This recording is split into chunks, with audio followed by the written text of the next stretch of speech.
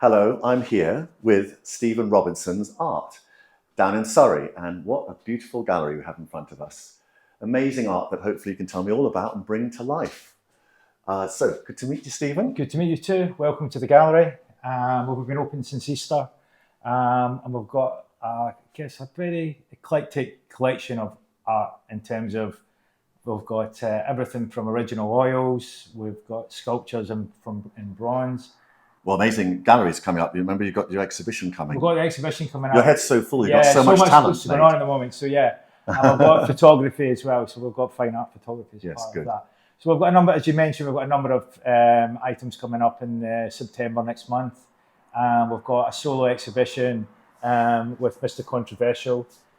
This is one example of the pieces of art that he's got. So this has been Mr. Controversial's first solo exhibition in Scotland. We're doing it in a luxury hotel called the Black Ivy. Yeah. So it's a boutique hotel, and for one night and one night only, we're doing a solo exhibition with all the fantastic work with Mr. Controversial, which then rolls into 3 days that will be up. Another 3 days will be up in Edinburgh. What's the event called those 3 days? The 3 days will be at the Edinburgh Art Fair. Right. So it's 3 days and an evening. So the evening will be on the Thursday, which is a kind of big open night, and just kind of a lot of pizzazz for the artists and all the galleries that are going to be there. Right. It's the second time that Stephen Robertson Art have been at the exhibition, which is great for us. So yeah, we're returning to see some old friends and hopefully meet some new friends. So show me some of the pieces that will be there. You mentioned most of the pieces behind us, is so that right? we've got Spanish artist Conrado Lopez. Does a lot of figurative pieces, oils on canvas, and then we're moving across here again. Original oils on canvas from a Chilean artist called Corte Graff. Yeah. And then we've got Mr. Controversial. He'll be and he will be appearing at the exhibition as well. So if you want to come and meet the artist, he's going to be there as well, which is great. You're obviously selling the art there, or we're selling as well. Yeah, it is an exhibition, but to be clear, very good point. People can obviously no obligation, but it's this is part of my livelihood, and I guess the art. More importantly, the artists. This is how they make their money and pay the bills and around all these sort of things as well. It's wonderful. What came first? You becoming an agent, or you becoming a collector? I became a collector, so I've been involved with art in terms of a collection for over 30 years now. Right. And through that kind of experience, that great experience, is I've gotten to know a lot of artists, got a lot of gallery owners, agents, and just a lot of good people, just generally. What was the type of art that inspired you to begin with when you first had some spare money to do it? What inspired you? Very good question. Because everybody's like, I don't know. Most people say I don't know about art, or I don't know about the history and all that. For me, like a nice piece of art is something that just resonates with me. So I just got to like it. And I guess in terms of now I've got the gallery, it does. Part of that is I like it, and I think when I speak to the artists that I deal with now and I promote their work, is that comes through, I think, and that's why these artists want to work with me in a kind of short and long term. Because I think they see that I'm, a collector and a liker of art first, or a lover of art first, and then that sort of transcends into when I'm speaking to, new artists or people who want to buy, is to try and break down those barriers, because the barriers of people walking into a gallery, and I guess the elitism around galleries itself, it's quite a difficult thing to kind of get over. Which is quite unusual, because galleries and art, it's a browsing shop, a browsing area. But there is a bit of I think people find it quite difficult just to walk in the door and just have a look around, the way they look around, a clothes shop or a record shop, have a flick through the records. Yeah. Art's exactly the same. But I do understand, and I guess initially myself many years ago, that I had that sort of I guess you're scared people ask you too many questions about what do you know about art, the history, all that type of thing. Where really is, you see a piece and you go, wow, I really like it. Or it takes me somewhere I've been before, brings back some memories, or just or if I'm feeling down, I can take a look at a piece and go, it brings my spirit levels and my enthusiasm for the day back, kind of thing. So yeah, I think that's part. That's for me, and I think that's how, as I've sort of moved from collector, and I still collect. I think that's important that to show my commitment is that I guess I collect first and I sell and promote secondly, and from a personal perspective. So if I ask the question, I mean, if this was to reflect your personality, I'd say you're an eccentric and you love life, and it's very vibrant. It's very it's got energy, hasn't it, about it? Yeah. So when you are, as I'm sure you are, approached by new artists who bring you up, as you are someone who develops new artists, you actually promote them and you offer a professional service to say, look, I'll help do your marketing, do your gallery, even do your books, from what I say. Almost like a manager of a pop band. That's the best way to describe it, isn't it? That's a good way of putting it. Exactly. In fact, your taste is rather like you either relate to the song, it gives you tingles, or it doesn't. So it's rather like choosing a band. Yeah, exactly. That's your the art thing. is an emotional thing. And some of it as well is that because I guess my age and I've come through all the various decades of music from the 70s all the way through to 2024. And I guess it's quite interesting as well that Oasis have just announced today that they are going to, do touring again, probably launch an album, things like that as well. Is that part of that as well is that what made you, what things that you can draw from and bring you back to where you were and where you're in a good place, or maybe a bad place. But then you look around what you've got in your art collection or your record collection, and obviously your record covers, CD covers, all packed full of art, but also take you back to places. It could be a great night out with your friends, it could be a holiday that you went to, a nightclub you go to or used to go to, all these sort of things. It's just sort of, again, a lot of people talk about like mental health. I suppose in a sort of way it is a sort of mental health type area where it's like, whereas when I'm looking around the gallery even today, or when I'm at home looking at my own personal collection, it takes me back to certain places, but also takes me forward because it then gives me ideas of what we could potentially do in the future. Again, raising the spirits and bringing that positivity to me on a kind of day-to-day basis. And I think when people come to the gallery, that's one of the first sort of reactions I get is wow, look at this, look at the colours, look at the kind of, I guess, the different types of art, and even introducing art to people as in mediums of art. So we've got fine art photography here from, an artist from Paris. He specialises in, elite athletes and dancers. So that these sort of things. We've got pop art, we've got sculptures, both from artists who've been in the business for decades, and I've got some artists here that have been here. I'm working with that have been for months, if not just a couple of years. So it's a whole kind of mixture around that as well, which is great.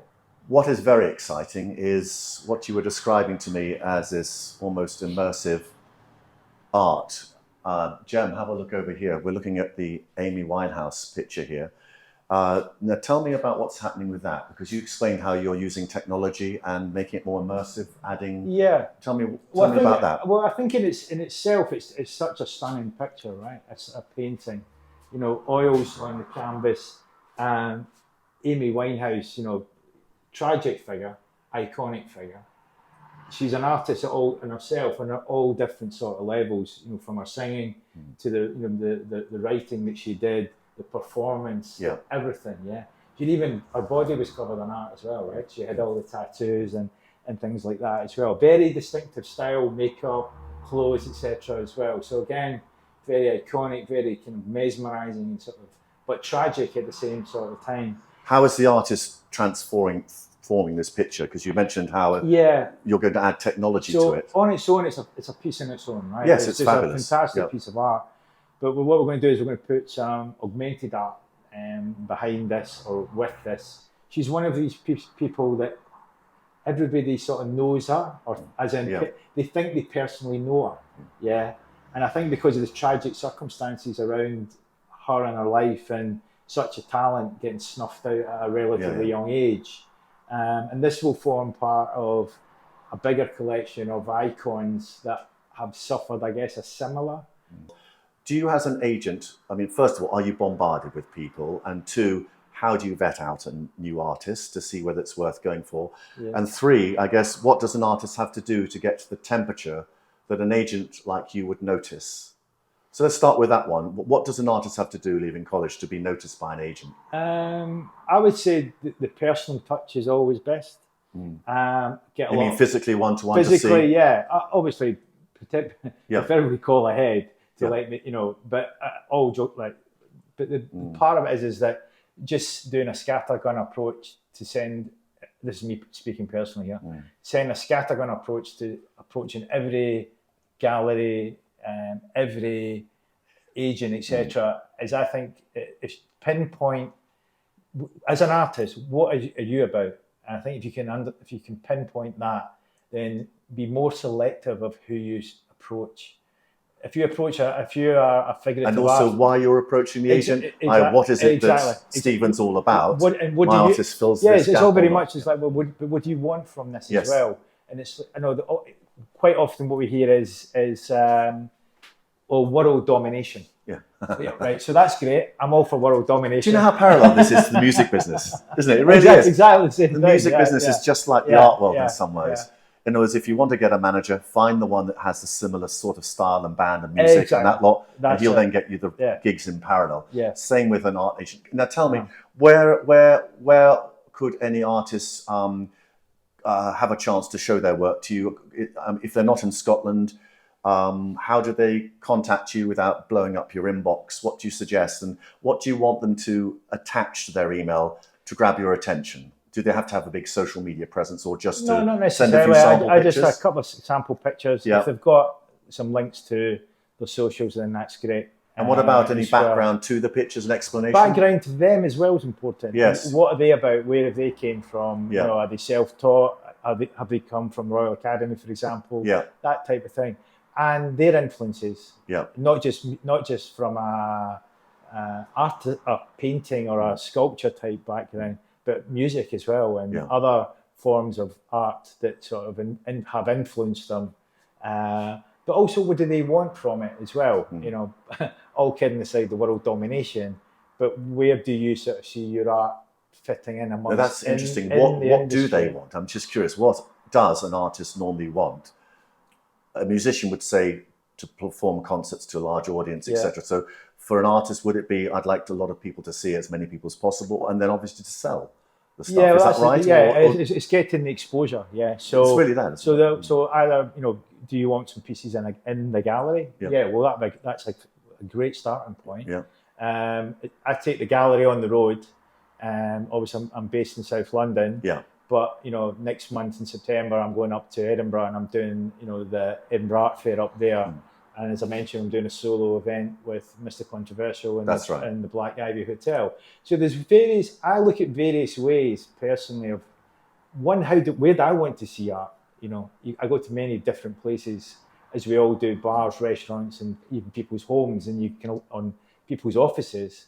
Even you go in to see your doctor or solicitor, you look around and it's all pretty. That's really interesting, Stephen, because I read that you also act, not just, because you imagine an agent always think, oh no, to be in a big gallery, that's it. But actually, there's quite a lot of, shall I just say, workhorse type jobs where you just supply for hotel chains, where there are artists maybe that don't want to shoot to particularly change the world or have a super strong message, but to do the type of art that is really attractive in a sort of beige way. There's sort of beige artists that do things that are great for the hotel chains. But that's the thing with that is that there is the hotels that want to look a bit beige, but there's also hotels that want the wow factor. Yes. As they're coming in the door, or in the bedrooms, or the public areas, the hallways, all that type of stuff. There's like the whole world's a gallery. That's a bit cliched, but there is so many places art can be placed and viewed.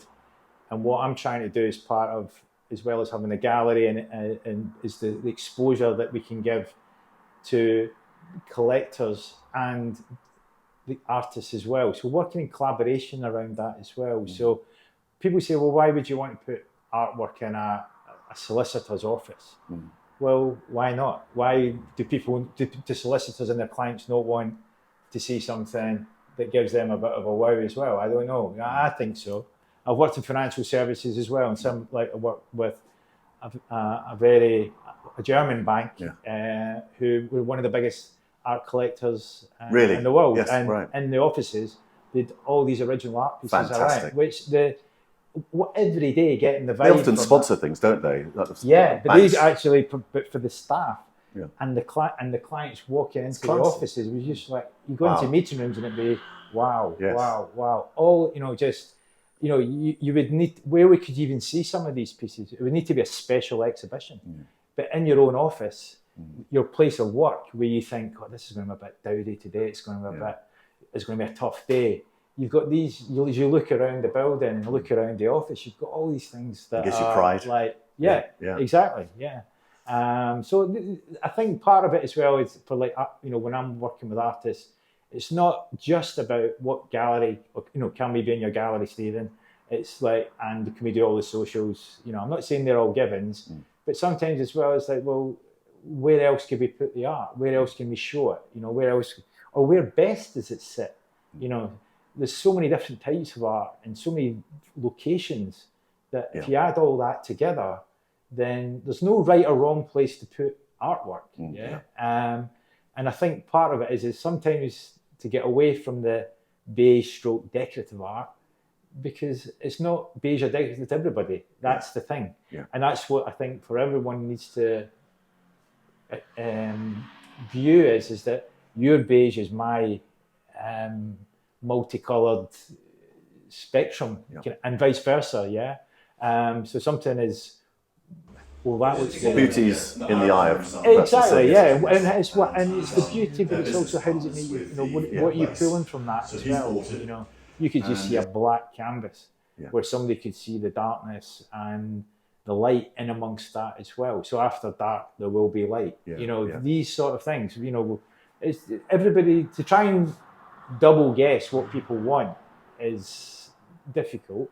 But a lot of gallery, in terms of retail galleries, and what I mean by that is chains, try and push people down a certain route. And that's why when you go to people's houses or bars or restaurants or clubs, it's very samey. Thank you, Stephen. That's right. Listen, good luck with Scotland. Thanks very much. And your amazing We're looking forward taste. We're looking forward to going back to the Edinburgh Art Fair and taking Mr. Controversial to the Black Ivy. And the dates, please, just to... It's so that's the Black Ivy is the 18th of September, and Edinburgh Art Fair is from the evening of the 19th all the way through to the Sunday. Thank you very much. Thanks so much. Great to chat to you. I learned a lot. Thanks very much. Thank you. That's Fab UK interviewing Stephen Robertson.